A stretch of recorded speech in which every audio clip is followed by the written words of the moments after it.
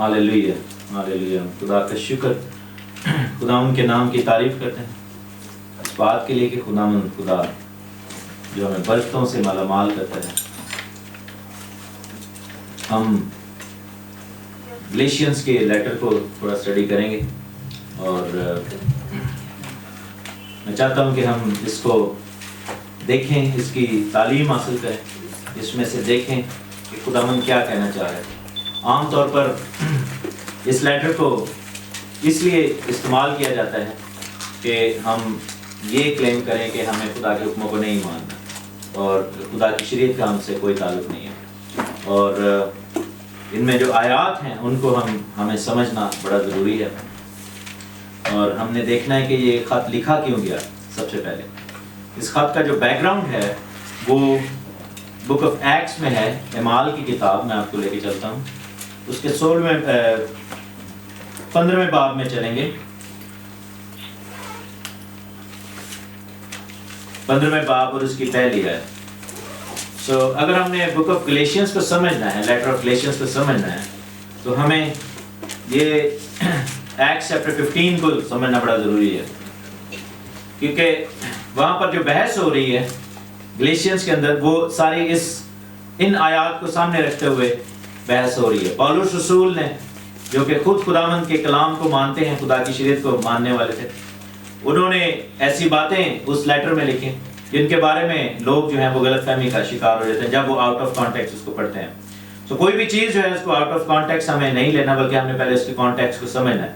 15वें बाब की पहली आयत लिखी है कि बाज़ लोग यहूदिया से आकर भाइयों को तालीम देने लगे। यहूदिया जो है वो कहाँ है? यरूशलेम और यहूदिया का जो इलाका था। भाइयों को तालीम देने लगे कि अगर मूसा की रस्म के माफिक तुम्हारा खतना ना हो तो तुम नजात नहीं पा सकते। बस जब पौलुस और बरनबास की उनसे बहुत तकरार और बहस हुई तो कलीसिया ने यह ठहराया कि पौलुस और बरनबास और उनमें से चंद और शख्स इस मसला के लिए रसूलों और बुजुर्गों के पास यरूशलेम में जाएं।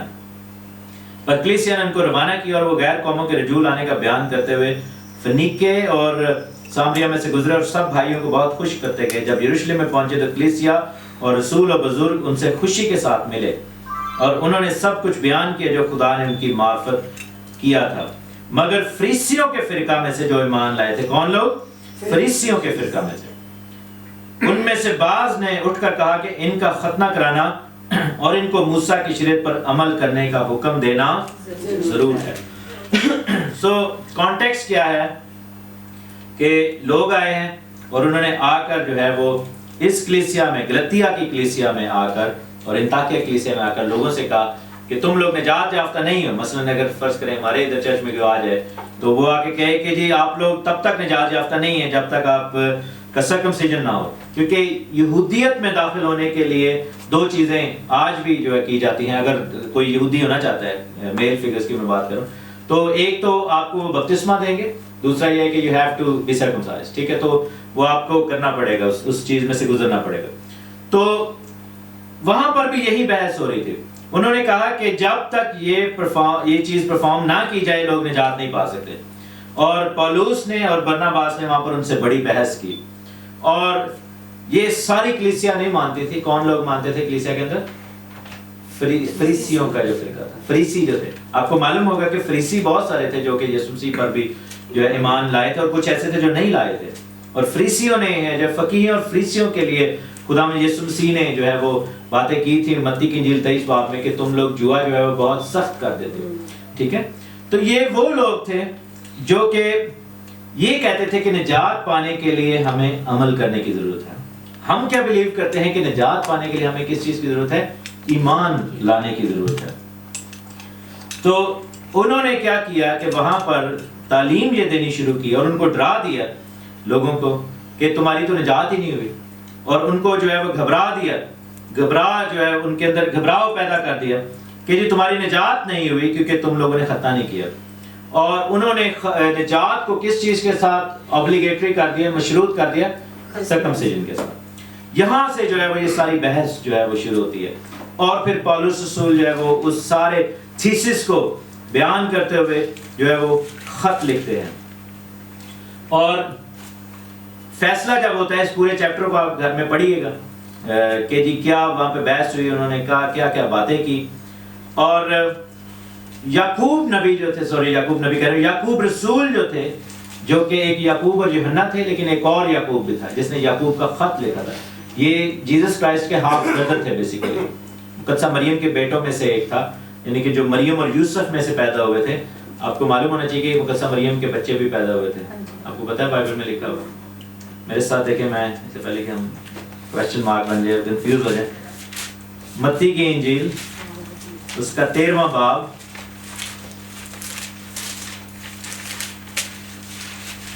اور اس کی 55 آیت. متی کی انجیل 13واں باب اور اس کی 55 آیت، 55 ورس. میتھیو چیپٹر 13 ورس. کیا یہ بڑھائی کا بیٹا نہیں؟ یہ ناصرت میں جو ہے وہ بات ہو رہی جب وہ وہاں پر تعلیم دے رہے تھے خدا یسوع مسیح. اس میں یہ حکمت اور معجزے کہاں ہوئے؟ یعنی اس کے محلے دار جو ہیں جنہوں نے بچپن سے ان کو بڑے ہوتے دیکھا، یہ باتیں وہ کر رہے تھے. یہ حکمت اور معجزے کہاں سے آئے؟ کیا یہ بڑھائی کا بیٹا نہیں؟ اس کی ماں کا نام مریم اور اس کے بھائی یعقوب اور یوسف اور شمعون اور یہودا نہیں؟ اور کیا اس کی سب بہنیں ہمارے ہاں نہیں؟ پھر یہ سب کچھ اس میں کہاں سے آیا ہے؟ اور انہوں نے اس کے سبب سے ٹھوکر کھائی. مگر یسوع نے ان سے کہا کہ نبی اپنے وطن اور اپنے گھر کے سوا اور کہیں بے عزت نہیں ہوتا. سو یہ ہے کہ یسوع مسیح کے یوسف جو تھے، یعنی کہ یسوع مسیح جو تھے وہ پہلوٹا بیٹا تھا مریم کا، لیکن اس کا یوسف سے کوئی تعلق نہیں تھا کیونکہ خدا کی قدرت سے وہ پیدا ہوا. لیکن اس کے بعد جو ہے مقدسہ مریم اور یوسف کے بچے ہوئے تھے کیونکہ ان کی شادی ہو چکی تھی. And there was nothing wrong with that. بچے ہونا گناہ نہیں ہوتا. کہ عام طور پر لوگ سمجھتے ہیں کہ مریم پاک ہے تو بچے کیسے ہو سکتے ہیں؟ تو بچے ہوتے ہیں تو کوئی ناپاک نہیں ہو جاتا. بچے ان کے ہوئے تھے کیونکہ ان کی شادی ہو گئی تھی. اور ان کے 2 بیٹے جو تھے وہ خداوند یسوع مسیح کے شاگرد بھی تھے، اور باقی 2 بیٹے تھے وہ ساتھ نہیں تھے کیونکہ یوحنا کی انجیل بتاتی ہے کہ یسوع کے جو بہن بھائی پکڑنے آئے تھے اس وقت جو ہے ان کا مریم بھی، کیونکہ وہ سمجھتے تھے کہ یہ دیوانہ ہو گیا. اور کچھ جو تھے بھائی وہ ساتھ نہیں تھے، لیکن 2 بھائی جو تھے وہ یسوع مسیح کے شاگردوں میں سے تھے، یعقوب اور دوسرا کون سا تھا؟ یہودا، جس کو تدائیوس بھی کہتے تھے، تدئی جس کو کہتے ہیں. یہ 2 لوگ تھے جو کہ خداوند یسوع مسیح کے بھائی تھے، اور انہوں نے لیٹرز بھی لکھے، اور یہ یسوع مسیح کے شاگردوں میں سے بھی تھے. اور اس کے بارے میں جو ہے وہ یعقوب کے بارے میں تھوڑا آگے جا کر اور بتاؤں گا. اور یروشلم کی کلیسیا کا جو ہیڈ تھا وہ یعقوب تھا، پطرس نہیں تھا، یعقوب تھا. پطرس جو تھا وہ گریٹسٹ اپوسل تھا، لیکن وہ آؤٹ گوئنگ تھا. لیکن جو کلیسیا جو جماعت تھی اس کا جو ہیڈ تھا وہ یعقوب تھا. تو یعقوب نے کیا کیا؟ اگر ہم 12ویں آیت میں دیکھیں، اعمال کی کتاب 15 اس کی 12ویں آیت. پھر ساری جماعت چپ رہی اور پالوس اور برناباس کے بیان سننے لگی کہ خدا نے ان کی معرفت غیر قوموں میں کیسے کیسے نشان اور عجیب کام ظاہر کیے. جب وہ خاموش ہوئے تو کون؟ یعقوب کہنے لگا. ٹھیک ہے، یعقوب کہنے لگا کہ اے میرے بھائیو سنو. شمعون نے بیان کیا، یعنی پطرس نے بھی وہاں پر بات کی. پطرس نے پہلے جو ہے وہ بیان کیا تھا کہ غیر قوموں میں خداوند کام کر رہا ہے. پھر پالوس نے اور برناباس نے بیان کیا، اور یعقوب نے فیصلہ کیا. 19ویں آیت میں دیکھیں کیا لکھا ہے کہ پس میرا فیصلہ یہ ہے کہ جو غیر قوموں میں سے خدا کی طرف رجوع ہوتے ہیں ہم ان کو تکلیف نہ دیں، مگر انہیں لکھ بھیجیں کہ بتوں کی مکروہات، حرام کاری اور گلا گھونٹے ہوئے جانوروں اور لہو سے پرہیز کریں. یہ پہلی 4 چیزیں جو انہوں نے کہا کہ امیڈیٹلی ان کو چھوڑنی ہوں گی، یعنی کہ حرام کاری جو ہے وہ اڈلٹری وغیرہ، بتوں کی مکروہات یعنی کہ غلط تعلیمات، غلط عیدیں، بتوں کے آگے جو چڑھائی ہوئی چیزیں، چڑھاوے، اور جو قربانیوں کا گوشت ہے، گلا گھونٹے ہوئے جانور، اور لہو نہیں کھانا یعنی کہ جو بلڈ ہے اس کو نہیں آپ کھا سکتے. اور آگے کیا لکھا ہے؟ کیونکہ قدیم زمانہ سے ہر شہر میں موسیٰ کی توریت کی منادی کرنے والے ہوتے چلے آئے ہیں اور ہر سبت کو عبادت خانہ میں سنائی جاتی ہے. سو یعقوب نے کہا کہ باقی چیزیں یہ پڑھتے جائیں گے، بائبل جیسے ہی پڑھتے ہیں جائیں گے یہ چیزیں ان کی زندگی میں آتی جائیں گی، لیکن جیسے ہی وہ توبہ کرتے ہیں ان کو یہ 4 چیزیں جو ہیں وہ امیڈیٹلی ختم کی جائیں. اچھا، اس کے فوراً بعد پالوس جو کہ ختنے کا مخالفت کر رہا تھا نجات کے لیے، اس نے کیا کام کیا؟ 16ویں باب میں دیکھیں. 16 باب میں کیا دیکھتے ہیں؟ تیموتھیوس کے نام خط ہم نے پڑھے ہی ہوئے کہ 2 خطوط لکھے تھے پالوس نے، وہاں پر تیموتھیوس کا ذکر ہے. اعمال کی کتاب 16 باب اور اس کی پہلی ہے لکھا ہے کہ پھر وہ دربے اور لسترا میں بھی پہنچا تو دیکھو وہاں تیموتھیوس نام ایک شاگرد تھا. اس کی ماں تو یہودی تھی جو ایمان لے آئی تھی، یعنی مسیحی ہو چکی تھی، مگر اس کا باپ یونانی تھا، یعنی وہ بھی مسیحی ہو چکا تھا لیکن یونانی قوم میں سے تھا، غیر قوم میں سے تھا. وہ لسرا اور اکیونیم کے بھائیوں میں نیک نام تھا. پالوس نے چاہا کہ یہ میرے ساتھ چلے، پس اس کو لے کر ان یہودیوں کے سبب سے جو اس کے نواح میں تھے کیا کیا؟ اس کا ختنہ کر دیا، کیونکہ وہ سب جانتے تھے کہ اس کا باپ یونانی ہے، اور وہ جن جن شہروں میں سے گزرتے تھے وہاں کے لوگوں کو وہ احکام عمل کرنے کے لیے پہنچاتے جاتے تھے جو یروشلم کے رسولوں اور بزرگوں نے جاری کیے تھے. وہ 4 احکام. اور کلیسیاں ایمان میں مضبوط اور شمار میں روز بروز کیا ہوتی گئیں؟ زیادہ ہوتی گئیں. اب یہاں پر ہم دیکھتے ہیں کہ پالوس رسول نے جو بحث کی فریسیوں کے ساتھ کہ جی آپ کہہ رہے ہیں نجات کے لیے ختنہ ضروری نہیں، اور ادھر ہم کیا دیکھ رہے ہیں کہ تیموتھیوس کا ختنہ. اب یہ مائنڈ باگلنگ بات، لوگ کہتے ہیں کہ یہ پھر کیوں پالوس نے کیا، ایسا کیوں ہوا؟ ٹھیک ہے، پہلے کہہ رہے کہ نجات کے لیے، یعنی کہ پہلے فریسیوں کی مخالفت کر رہے، اور تیموتھیوس کو جب وہ خدمت کے لیے لے کے جا رہے تو اس نے اس کو مختون کر دی. بات یہ ہے کہ تیموتھیوس وہاں پر نجات نہیں پا رہا تھا، تیموتھیوس منسٹری کے لیے جا رہا تھا. ہی واز آلریڈی کہہ لیں کہ ان کا شاگرد تھا. ٹھیک ہے، سو یہ جو ہے سارا سچویشن ہے. اس کے بعد جو ہے وہ بحث شروع ہوتی ہے گلیشینز میں. سو وہاں پر ہم آپ کو لے کر آتے ہیں. اس چیز کو اگر ہم نے سمجھنا ہے، ہم اس چیز کو جو ہے وہ ایسے ہی سمجھیں گے جیسا خدا کے کلام میں لکھا ہوا ہے. پہلا باب دیکھیں گے،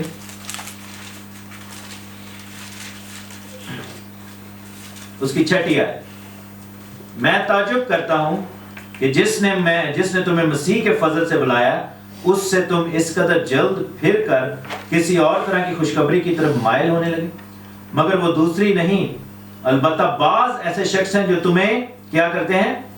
گھبرا دیتے ہیں اور مسیح کی خوشخبری کو بگاڑنا چاہتے ہیں. لیکن اگر ہم یا مسیح آسمان کا کوئی فرشتہ بھی اس خوشخبری کے سوا جو ہم نے تمہیں سنائی کوئی اور خوشخبری سنائے تو ملعون ہو. جیسا ہم پیشتر کہہ چکے ہیں ویسا ہی میں پھر اب کہتا ہوں کہ اس خوشخبری کے سوا جو تم نے قبول کی تھی اگر کوئی تمہیں اور خوشخبری سناتا ہے تو وہ ملعون ہو. اب میں آدمیوں کو دوست بناتا ہوں یا خدا کو؟ کیا آدمیوں کو خوش کرنا چاہتا ہوں؟ اگر اب تک آدمیوں کو خوش کرتا رہتا تو مسیح کا بندہ نہ ہوتا.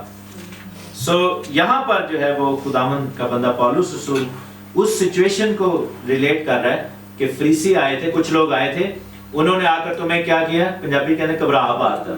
انہوں نے آ کر تمہیں ڈرانے والی باتیں کی. انہوں نے آ کر کہا کہ تم تو نجات یافتہ نہیں ہو. تمہیں ایک اور طرح کی خوشخبری دے رہے تھے. وہ خوشخبری کیا تھی کہ until you are circumcised you will not be saved. تمہارا جب تک ختنہ نہیں ہوتا تمہاری نجات نہیں ہے. اور پولس نے کہا کہ نہیں، یہ غلط بات ہے، تم اس خوشخبری کو مانو جو ہم نے تمہیں سنائی ہے. اگر اس کے علاوہ کوئی بھی شخص جو ہے وہ تمہیں کسی اور چیز کے بارے میں بتائے تو وہ ملعون ہے. اچھا، یہاں پر خداوند کے بھائی کا ذکر ہے. میں یعقوب کی بات کر رہا تھا. 18ویں آیت میں لکھا ہے.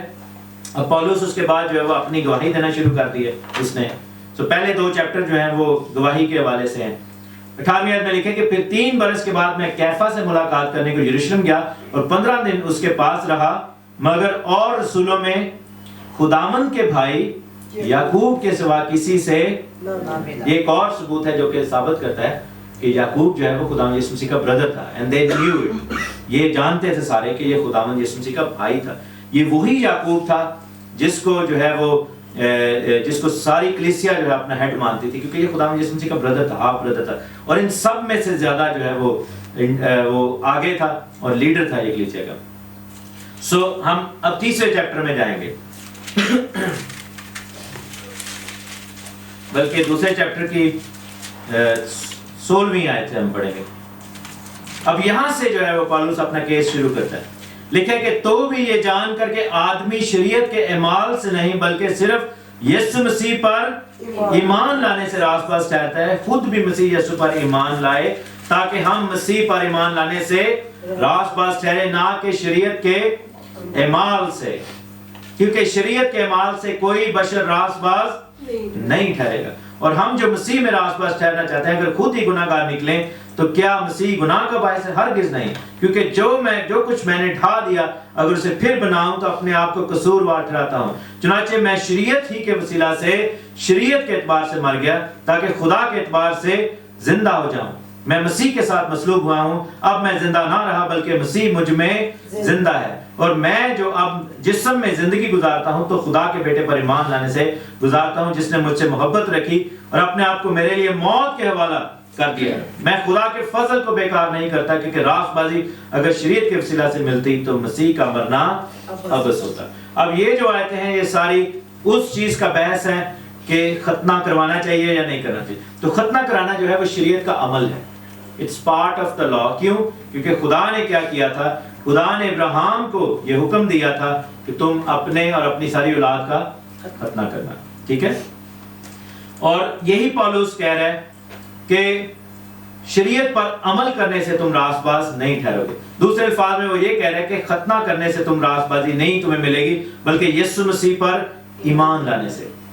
ہم بھی یہی بات کرتے ہیں. جب میں آپ کو کہتا ہوں کہ ہمیں خدا کے حکموں کو ماننا چاہیے تو اس کا مطلب یہ نہیں ہوتا کہ ہم راست باز ہونے کے لیے ایسا کر رہے ہیں. کیونکہ اس سے پرابلم کیا آئے گی؟ اگر فرض کریں میں آپ 10 حکموں کو مانتے ہیں، میں 16 حکموں کو مانتا ہوں، تو اس کا مطلب ہے میں زیادہ راست باز ہو جاؤں گا. ٹھیک ہے. اگر میں 20 کو مانتا ہوں پھر میں اور ہی زیادہ ہو جاؤں گا. سو نجات پانے کے لیے آپ کو ایک یا 613 میں سے ایک بھی حکم کو ماننے کی ضرورت نہیں ہے. آپ کو ایمان لانے کی ضرورت ہے. ٹھیک ہے. اقرار کرنے کی ضرورت ہے کیونکہ رومنز چیپٹر 10 میں لکھا ہوا ہے کہ ایمان لانا دل سے ہوتا ہے اور اقرار منہ سے کیا جاتا ہے. سو نجات پانے کے لیے آپ کو کسی بھی حکم کو ماننے کی ضرورت نہیں ہے بلکہ نجات پانے کے لیے آپ کو خداوند یسوع مسیح پر ایمان لانے کی ضرورت ہوتی ہے. سو ڈیفرینشیٹ کریں اس چیز کو. جب خدا کہتا ہے کہ میرے حکموں کو مانو تو اس کا مطلب یہ نہیں ہے کہ وہ اس لیے کہہ رہا ہے کہ آپ نجات پائیں، کیونکہ حکم کو ماننا بڑا ضروری ہے. کیونکہ یہ میں نہیں کہہ رہا. اگر میں نے کہا ہوتا تو آپ مجھے کہہ سکتے تھے کہ یار آپ غلط بات کرتے ہیں کیونکہ آپ نے ایویں آپ نے آ کے بات کی. یہ میں نہیں کہہ رہا. میرے ساتھ دیکھیں یوحنا کی انجیل 14 باب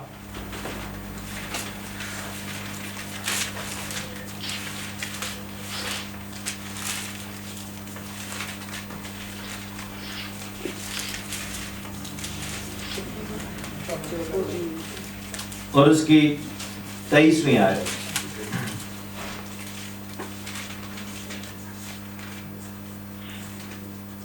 سوری 14 باب اس کی 15ویں آیت. میں پچھلے آیت سے پڑھ لیتا ہوں. بلکہ اگر میرے نام سے مجھ سے کچھ چاہو گے تو میں وہی کروں گا. اگر تم مجھ سے محبت رکھتے ہو تو میرے حکموں پر عمل کرو گے. اس نے آپشن نہیں دیا. اس نے یہ نہیں کہا کہ جو ہے وہ کرو تو ٹھیک ہے، نہ بھی کرو تو خیر چلے گا. نہیں، اس نے کہا کہ شرط رکھی ہے کہ اگر تم مجھ سے محبت کرتے ہو، if you love me، اگر واقعی تم کہتے ہیں ہم کہتے ہیں جی ہمیں بہت محبت ہے یسوع سے، مان لی اس نے جان دی، تو کیا کرو گے؟ میرے حکموں پر عمل کرو گے. محبت کیسے کریں گے خدا یسوع سے؟ جب ہم اقرار کرتے ہیں، جب ہم توبہ کرتے ہیں تو یہ محبت کا عمل ہے. ٹھیک ہے. ہم کہتے ہیں کہ خدا نے ہم سے ایسی محبت کی، تو ہم جوابی محبت کا اظہار کیسے کرتے ہیں کہ تو میرا اب نجات دہندہ ہے. تو دوسرے الفاظ میں یہ کہیں کہ جو کون خداوند سے محبت کرتا ہے؟ جو نجات پا چکا ہے، جس کو اس کے بارے میں پتہ ہے، جس کو پتہ ہے کہ خداوند یسوع مسیح کوئی ہے، جس کو پتہ ہے کہ وہ میرا خداوند ہے، جو اس سے فائدہ لے چکا ہے، جو اس سے نجات پا چکا ہے. اور لکھا ہے کہ اگر تم مجھ سے محبت رکھتے ہو، دیٹ مینس کہ if you are born again، اگر تم نجات یافتہ ہو، اگر تم مجھے جانتے ہو. کیونکہ ہم اگر کسی کو جانیں گے تو محبت رکھیں گے نا. میں اگر آپ سے محبت کرتا ہوں تو میں آپ کو جانتا ہوں تو محبت کرتا ہوں نا.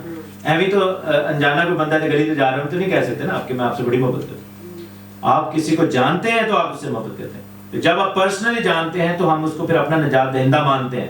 تو اس کا مطلب ہے کہ یہ ان لوگوں سے بات ہو رہی ہے جو نجات یافتہ ہیں کہ اگر تم مجھ سے محبت رکھو گے تو میرے حکموں پر عمل کرو گے.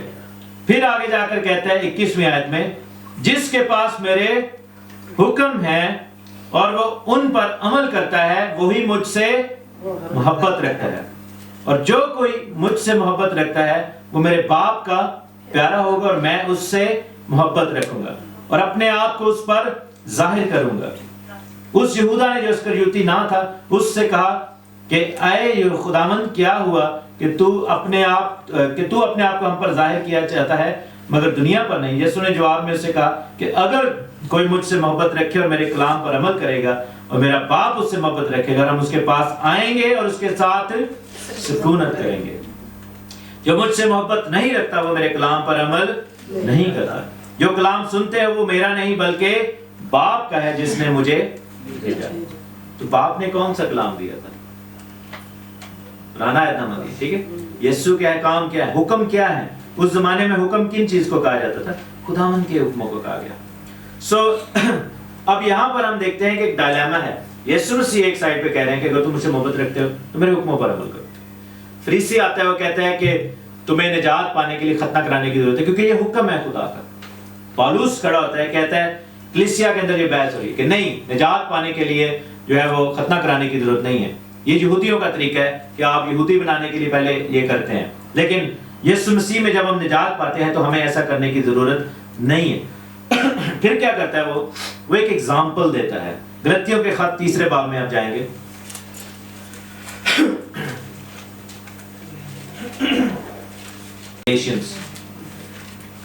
گلیشینز چیپٹر 3 اور اس کی ہم آیت دیکھیں گے 5ویں آیت. بس جو تمہیں روح بخشتا ہے اور تمہیں معجزے ظاہر کرتا ہے, کیا وہ شریعت کے اعمال سے ایسا کرتا ہے یا ایمان کے پیغام سے؟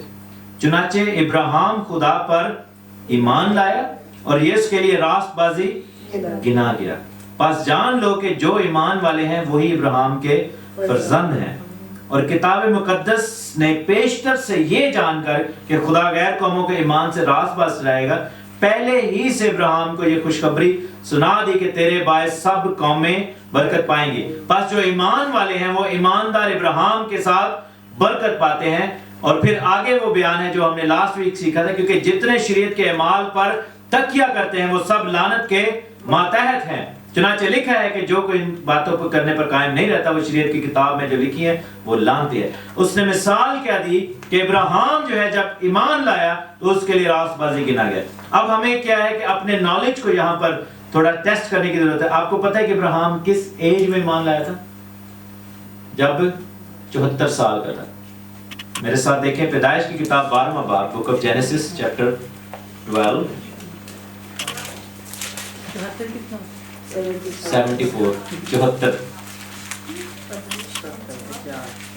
74 74 چیپٹر 12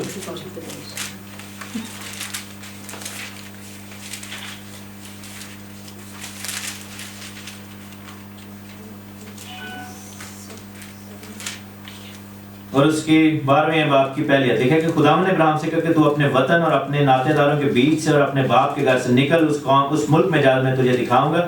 میں تجھے ایک بڑی قوم بناؤں گا اور وہ برکت دوں گا اور تیرا نام سرفراز کروں گا.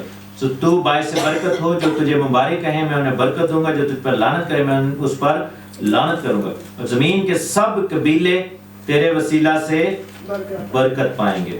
اور پھر ہم 15ویں باب میں جائیں گے.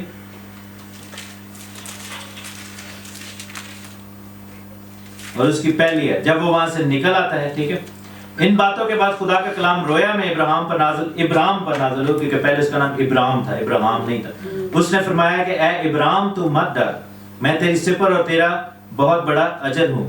ابراہیم نے کہا کہ اے خداوند خدا تو مجھے کیا دے گا, میں تو بے اولاد جاتا ہوں اور میرے گھر کا مختار دمشقی الیعزر ہے. پر ابراہیم نے کہا کہ دیکھ تو نے مجھے کوئی اولاد نہیں دی اور دیکھ میرا خانہ زاد میرا وارث ہوگا. تب خداوند کا کلام اس پر نازل ہوا اور اس نے فرمایا کہ یہ تیرا وارث نہ ہوگا بلکہ وہ جو تیرے سلب سے پیدا ہوگا وہی تیرا وارث ہوگا. اور وہ اس کو باہر لے گیا اور کہا کہ اب آسمان کی طرف نگاہ کر اور اگر گن سکتا ہے تو گن. اس نے کہا کہ تیری اولاد ایسی ہی ہوگی. اور کیا ہے کہ وہ خداوند پر ایمان لایا اور اس نے کس نے؟ خداوند نے اس کے حق میں, ابراہیم کے حق میں راست بازی شمار کیا. ہاللیلویا. راست بازی کب ملتی ہے؟ جب وہ 75 ایئرز کا تھا, 74 یا 75 سال کا تھا. تب خدا نے اس کو وعدہ کیا کہ تیری اولاد جو ہے وہ تیرے اندر سے ہوگی اور تو بیٹا پیدا کرے گا اور تیری اولاد آسمان کے ستاروں کی مانند ہوگی, زمین کی ریت کی مانند ہوگی. اس کے بارے میں بھی آپ کو میں بتاتا چلوں کہ آسمان کے ستاروں اور زمین کی ریت کی کیا اہمیت ہے. ابراہیم کے نام کو بھی بتاتا چلوں کہ بیسیکلی ابراہیم کا نام جو تھا وہ ابر سے نکلا ہوا ہے. اس کے باپ کا نام تھا ابر, اس لیے اس کو ابری کہتے تھے. یہ عبرانیوں جس کو ہم کہتے ہیں عبرانیوں کے نام پر.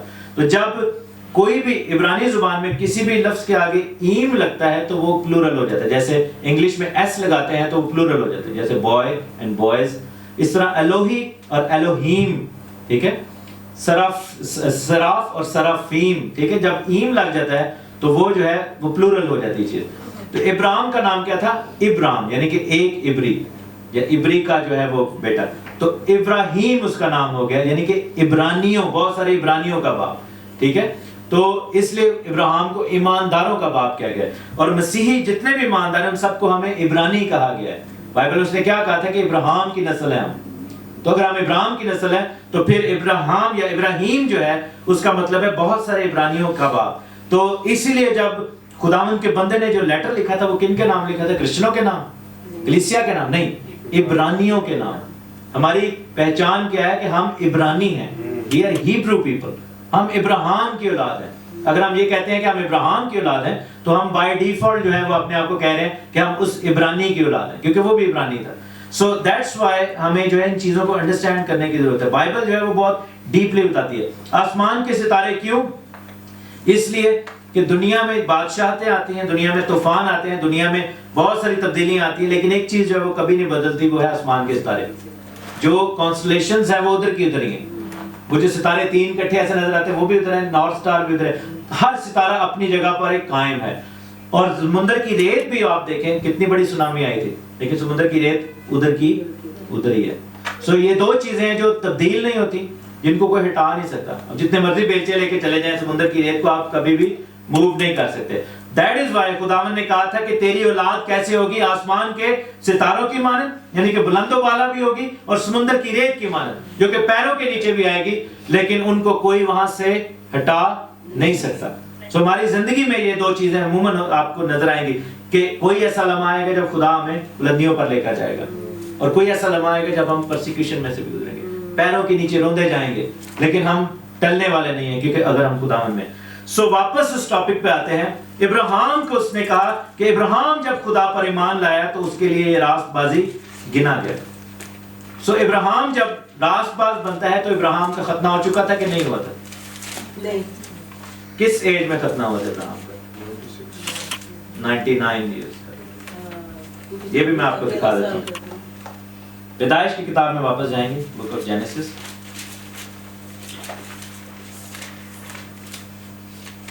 اس کا 17واں باب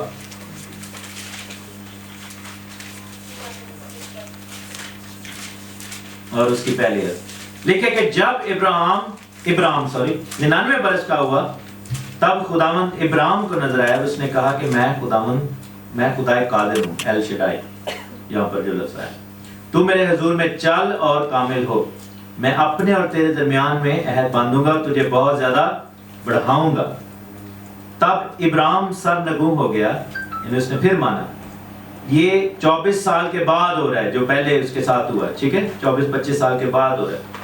اور خداوند نے اس سے ہم کلام ہو کر فرمایا کہ دیکھ میرا عہد تیرے اور تیرے ساتھ ہے، تو بہت قوموں کا باپ ہوگا. تیرا نام پھر ابراہیم نہیں بلکہ ابراہیم ہوگا، یا ابراہیم، جس کا مطلب ہے قوموں کا باپ، عبرانیوں کا باپ، کیونکہ میں تجھے بہت قوموں کا باپ ٹھہرایا ہے، اور میں تجھے بہت برومند کروں گا، اور قومیں تیری نسل سے ہوں گے، بادشاہ تیری اولاد میں سے برپا ہوں گے. اور میں اپنے اور تیرے درمیان اور تیرے بعد تیری نسل کے درمیان ان سب پشتوں کے لیے جو اپنا ابدی عہد ہوگا باندھوں گا، تاکہ میں تیرا اور تیرے بعد تیری نسل کا خدا ہوں گا. ٹھیک ہے. اور اس کے بعد جو ہے وہ ختنے کا حکم آتا ہے. اور 44ویں آیت میں لکھیں، 24ویں آیت میں تو لکھا ہے کہ ابراہیم 99 برس کا تھا جب اس کا ختنہ ہوا، اور اس کے بیٹے اسماعیل کا ختنہ ہوا تو وہ 13 برس کا تھا. اور ابراہیم اور اس کے بیٹے اسماعیل کا ختنہ ایک ہی دن ہوا، اور اس گھر کے سب مردوں کا ختنہ خانہ زادوں اور ان کا بھی جو پردیسیوں سے خریدے گئے تھے اس کے ساتھ ہوا. سو کیا ہوتا ہے کہ 24 برس کے بعد ختنہ ہوتا ہے. تو یہ ایگزامپل جو ہے وہ پولس یوز کرتا ہے کہ جب ابراہیم نے نجات پائی تو اس کا ختنہ نہیں ہوا تھا، وہ ایمان لے کر آیا تھا. سو نجات پانے کے لیے کیا ہے؟ ایمان لانا. لیکن جب اس کا ختنہ ہوتا ہے تو وہ آلریڈی راست باز تھا. تیموتھیوس کا ختنہ کیوں پولس نے کیا تھا؟ کیونکہ وہ آلریڈی راست باز تھا. سو مطلب یہ ہوا کہ شریعت پر عمل کیوں کرنا چاہیے؟ نجات پانے کے لیے نہیں، بلکہ اس لیے کہ ہم آلریڈی راست باز ہیں. کیونکہ اس نے یہ آیت دی کہ جو شریعت کے اعمال پر تکیہ کرتے ہیں، کیونکہ جو فریسی آئے تھے انہوں نے کہا تھا کہ جب تک تم ختنہ نہیں کرو گے تمہاری نجات نہیں ہوگی. دیٹ مینس کہ تمہیں اس عمل پر تکیہ کرنا پڑے گا. ٹھیک ہے, وہ ان کو شریعت کے حکم پر ڈیپینڈ کرنے کے لیے کہہ رہے تھے, لیکن پولس کہہ رہا ہے کہ نہیں, نجات کے لیے ہمیں ایمان لانا ہے. اور پھر اس نے ایمان کو جو ہے وہ کس طرح دکھایا کہ اس نے تیموتھیوس کا سرکمسیجن کیا. اب یہ ہے کہ اب ہمارے جو بچے اگر پیدا ہوتے ہیں تو کیا ہمیں ان کا ختنہ کرانا چاہیے؟ بالکل کرانا چاہیے. کیوں نہیں کرانا چاہیے؟ کیونکہ وہ ابراہیم کی ہم نسل ہیں, ہم اس میں سے پیدا ہوئے ہیں. لیکن آن دی ادر سائڈ یہ اس لیے نہیں ہے کہ نجات پا لیں. نجات پانے کے لیے ایمان ہی ان کو لانا پڑے گا. پرابلم کہاں پہ ہوئی کہ جب بچوں کا بپتسمہ انٹروڈیوس کروایا گیا رومن کیتھولک چرچ میں, اور اس نے اپنی طرف سے انہوں نے ختنے کو ریپلیس کیا. آج بھی اگر پوچھیں کسی بھی فادر سے یا کسی بھی ایسی کلیسیا سے جو بچوں کے بپتسمے پر یقین رکھتے ہیں, وہ کہتے ہیں کہ بچوں کے بپتسمے نے ختنے کو ریپلیس کر دیا. ٹھیک ہے, تو اس کا مطلب پھر یہ ہو, میں نے ایک فادر سے سوال کیا تھا, میں نے کہا اس کا مطلب ہے کہ پھر آپ کو بپتسمہ صرف لڑکوں کو دینا چاہیے, اب لڑکیوں کو کیوں دیتے ہیں؟ بچیاں جو پیدا ہوتی ہیں ان کو کیوں دیتے ہیں؟ نہیں, وہ ایسا نہیں ہے. بائبل میں کہیں پر بھی بچوں کو بپتسمہ دینے کا حکم نہیں ہے. سو خدا کا کلام یہ کہتا ہے کہ جو شریعت پر اس لیے عمل کرے, جو اس لیے ختنہ کروائے, یا اس لیے داعیگی دے, یا پھر اس لیے کوئی بھی کام شریعت کا کرے کہ میں نجات پا رہا ہوں, تو وہ غلط کر رہا ہے. تو پھر ہم کیوں عمل کریں خدا کے کلام پر؟ کیوں عمل کریں؟ کہ پہلی بات خدا نے کیا کہا تھا کہ اگر تم مجھ سے کیا کرتے ہو, محبت رکھتے ہو, محبت کی وجہ سے عمل کریں. دوسرا, ہم عمل اس لیے کریں کیونکہ اس سے ہمارا ریوارڈ جڑا ہوا ہے. آمین. اس سے ہمارا ریوارڈ جڑا ہوا ہے. میں آپ کو دکھاتا ہوں یوحنا کی انجیل اس کا 15واں باب اور اس کی 5 منٹ.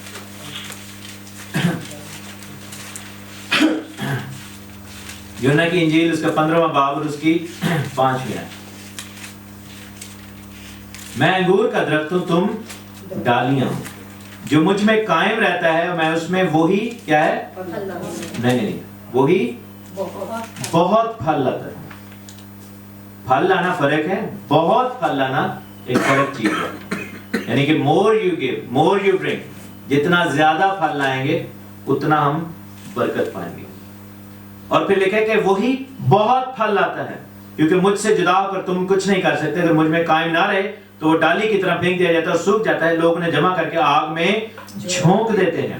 پھر آپ دیکھیں کہ متی کی انجیل اس کا 5ویں باب میں ہم نے لاسٹ ٹائم بھی پڑھا تھا, دوبارہ میں آپ کو پڑھاتا ہوں, اس کی 19ویں آیت. لکھا ہے کہ جو کوئی ان چھوٹے سے چھوٹے حکموں میں سے کسی کو توڑے گا اور یہی آدمیوں کو سکھائے گا, وہ آسمان کی بادشاہی میں کیا ہوگا؟ سب سے چھوٹا کیا جائے گا. یعنی اس کا ریوارڈ جو ہے وہ کم ہے. اور جو ان پر عمل کرے گا اور ان کی تعلیم دے گا, وہ آسمان کی بادشاہی میں بڑا کیا جائے گا. یعنی ان کا ریوارڈ جو ہے وہ زیادہ ہے. اسی طرح دیکھیں متی کی انجیل اس کا ہم دیکھیں گے چیپٹر نمبر 26.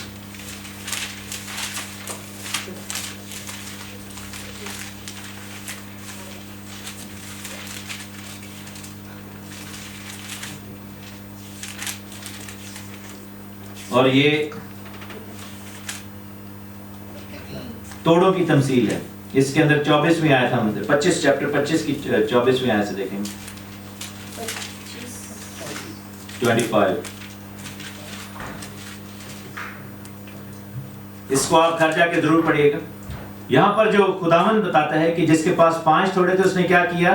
اس سے لین دین کر کے 5 توڑے اور پیدا کیے. جس کے پاس 2 تھے اس نے اور بنائے, اور جس کے پاس 1 تھا اس نے کیا کیا؟ اس کو چھپا دیا. اب یہ سب لوگ نجات یافتہ ہیں, یہ سب لوگ جو ہیں وہ نجات یافتہ ہیں, اور ان کے اعمال کے سبب سے ان کا جو ہے وہ ڈیزگنیشن ہو رہی ہے. اور ایک جگہ پر بائبل میں لکھا ہے کہ جس نے 10 توڑے بنائے اس کو کتنے شہروں کا اختیار ملا؟ 10 شہروں کا. جس نے 5 توڑے بنائے اس کو کتنے شہروں کا اختیار ملا؟ 5 شہروں کا. جس نے 2 بنائے اس کو کتنا اختیار ملا؟ 2. اس کا مطلب ہے خدا کی بادشاہی میں ہماری ڈیزگنیشنز ہوں گی. ٹھیک ہے. سو نجات جو ہے, اور ایک آیت جو ہے جس کو ہم پڑھتے ہیں, لکھا ہے نا کہ جو صبح آیا اس کو بھی وہی حصہ ملا, جو شام کو ہے اس کو بھی حصہ ملا, اور جو دوپہر کو ہے اس کو بھی وہی حصہ ملا. وہ تمثیل کس چیز کو ظاہر کرتی ہے؟ وہ نجات کو ظاہر کرتی ہے کہ ہم جس وقت مرضی خداوند کے پاس آ جائیں ہم نجات پا جائیں گے. لیکن ہماری جو بادشاہی میں جو ہے ریوارڈز ڈیفرنٹ ہوں گے. اس لیے ہمیں خدا کے حکموں پر عمل کرنا ہوگا, ہمیں خداوند کے ساتھ چلنا ہے. میرے ساتھ دیکھیں پہلا کرنتھیوں اس کا 3 باب اور اس کی 10ویں آیت. 3 باب اور اس کی 10ویں آیت. میں نے اس توفیق کے موافق جو خدا نے مجھے بخشی دانا معمار کی طرح نیو رکھی اور دوسرا اس پر عمارت اٹھاتا ہے. بس ہر ایک خبردار ہے کہ وہ کیسی عمارت اٹھاتا ہے, کیونکہ سوائے اس نیو کے جو پڑی ہوئی ہے اور وہ یسوع مسیح ہے, کوئی شخص دوسری نہیں رکھ سکتا. یعنی کہ جو بنیاد ہے وہ کیا ہے؟ خداوند یسوع مسیح. اور اگر اس نیو پر کوئی سونا یا چاندی یا بیش قیمت پتھروں یا لکڑی یا گھاس یا بھوسے کا ردہ رکھے تو اس کا کام ظاہر ہو جائے گا. اس کا ایمان ظاہر ہو جائے گا؟ نہیں, اس کا کام ظاہر ہو جائے گا. نیو کیسے رکھی جاتی ہے؟ جب ہم ایمان لے کر آتے ہیں. ہمارے اندر بنیاد کب پڑتی ہے؟ جب ہم ایمان لے کر آتے ہیں. لیکن جب عمارت ہے وہ کس چیز کو ظاہر کرتی ہے؟ اس کے بعد جو ہم تابعداری کرتے ہیں, خدا کے حکموں کو مانتے ہیں, لیکن اس کا کام ظاہر ہو جائے گا. کام کس چیز کو کہتے ہیں؟ ورک کو. ٹھیک ہے, حکم کو ماننا. کیونکہ جو دن آگ کے ذات ظاہر ہوگا وہ اس کام کو بتا دے گا, اور وہ آگ خود ہر ایک کا کام آزما لے گی کہ کیسا ہے. جس کا کام اس پر بنا ہوا باقی رہے گا وہ کیا کرے گا؟ اجر پائے گا.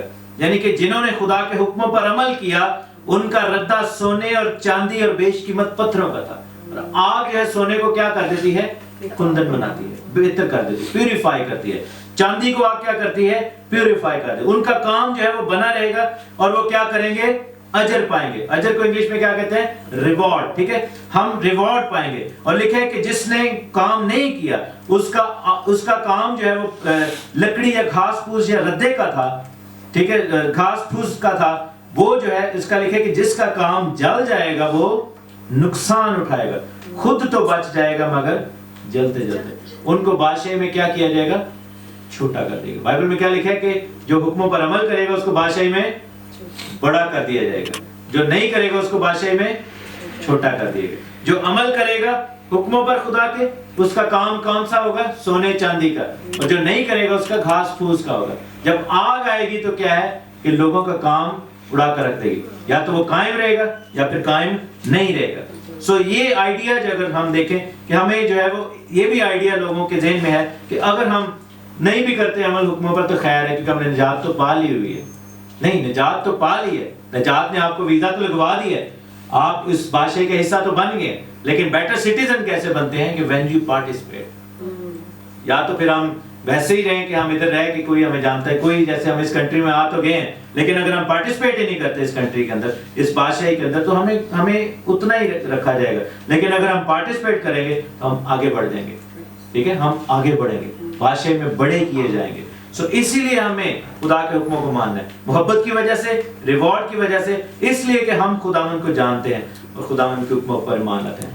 سو جو آئیڈیالوجی ہے وہ یہ ہے کہ نجات کے لیے حکم نہیں, نجات کے لیے اقرار اور ایمان.